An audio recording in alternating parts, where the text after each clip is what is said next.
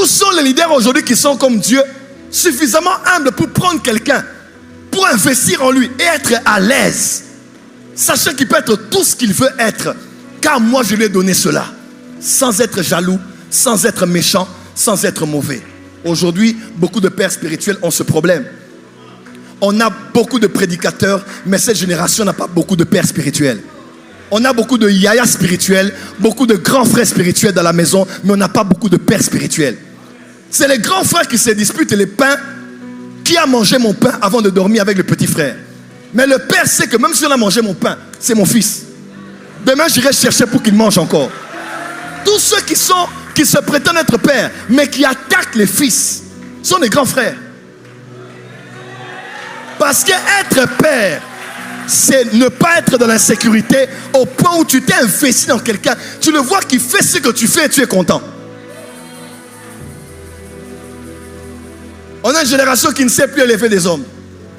Nous-mêmes qui avons prophétisé pour certains, nous devenons les jaloux de ces certains.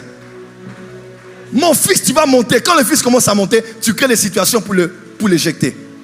Et des fois, on devient comme David, qui prend un Uri, puisqu'il est fort et que je vais avoir sa place. Je vais avoir sa gloire, avoir sa femme, avoir son honneur. Je le jette dans une cellule quelque part, au front du combat, où il va aller mourir. Combien de pasteurs n'ont pas jeté leurs collaborateurs parce que les conseillers ont dit, si tu laisses ce fils monter dans l'église, il va prendre ta place et prendre ton autorité. Tu dois être le seul gourou à l'église. Il n'y a pas de lions dans la même forêt. Qui vous a dit ça? Pharaon était lion, Joseph était un lion à ses côtés. On a un problème aujourd'hui. Beaucoup de leaders sont dans l'insécurité. Ils ne savent pas élever des fils et des filles, des disciples autour d'eux qui peuvent faire ce qu'eux font sans être dérangés. Voilà pourquoi Dieu est humble. Parce que l'humilité, c'est ça. Que Dieu nous donne des vrais pères dans cette génération.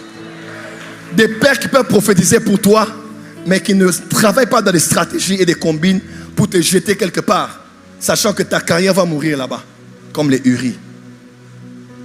Dis à ton voisin, Seigneur, donne-moi un cœur humble.